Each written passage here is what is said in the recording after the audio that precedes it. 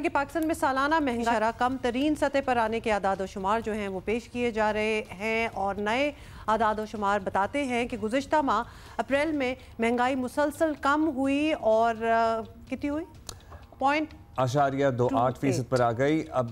ये महंगाई की शरह में कमी, इसका समर आवाम तक पहुंच रहा है, नहीं पहुंच रहा, या आवाम ये महसूस कर रहे हैं, नहीं कर रहे हैं, तो सारी ये हम जानेंगे। खुर्रम शहजाद मुशीर वफाकी वज़ीर ख़जाना, बहुत शुक्रिया खुर्रम साहब। खुर्रम साहब, हुकूमत के मुताबिक महंगाई की शरह इंतहाई कम हो चुकी है, सब रिकॉर्ड टूटते जा रहे हैं, लेकिन आम आदमी ये कहता है कि उसे आटे, दाल, फ्रूट सब कुछ ही महंगा मिल रहा है।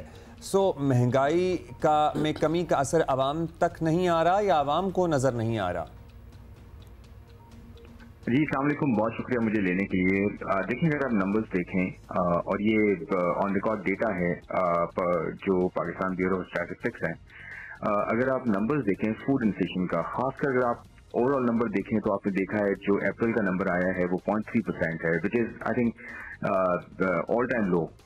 Monthly number. ये आप पिछले हिस्ट्री में देख लें, आपको शायद ये नंबर इतना नीचे ना मिले, बट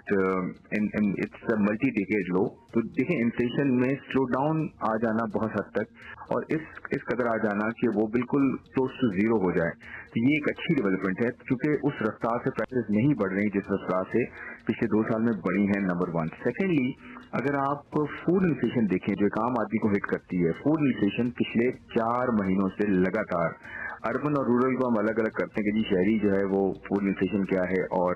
गांव देहात की जो फूड इन्फ्लेशन है यानी कि महंगाई की शरह जो कि खाने पीने की अशिया की होती है वो क्या है, तो उसमें लगातार ये भी बताइएगा कि अब सरकारी आदाद शुमार जो हैं वो महंगाई का जो लेवल बता रहे हैं वो सब कुछ तो हो ही रहा है, वो तो हम आपने बात कर भी ली है, लेकिन आगे हम क्या देख रहे हैं इकोनॉमी के हवाले से क्योंकि जो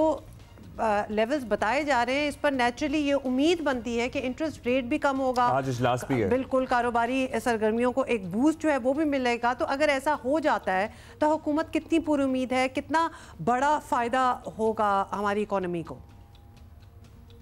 देखें, ये तो आपको मैं बताऊं, ये स्टेट बैंक का प्रेरोगेटिव है, स्टेट बैंक का कंप्लीट एरिया है पॉलिसी का, और आई एम श्योर कि वो इसको बड़ी अच्छी तरह से देखते आए हैं। और लास्ट ईयर के मुकाबले में आप देखें 22%, 23% तक जो है वो बोरिंग रेट्स थे, अब वो तकरीबन 12% के अराउंड हैं, तो इसमें कोई 10-11% का डिक्लाइन जो है आपके सामने है। उससे गवर्नमेंट ऑफ पाकिस्तान को तो 1 खरब रुपए का तकरीबन जो है फायदा हुआ है, 1 ट्रिलियन रुपीज का over the course of 1 year. उसके साथ साथ आपको पता है कि जो कॉर्पोरेट सेक्टर है उसको अब बोरिंग जो रेट्स हैं काफी कम मिल रहे हैं, बहुत बेहतर मिल रहे हैं, लेकिन एक्सपेक्टेशंस यही है मार्केट की। मेरे ख्याल में मॉनेटरी पॉलिसी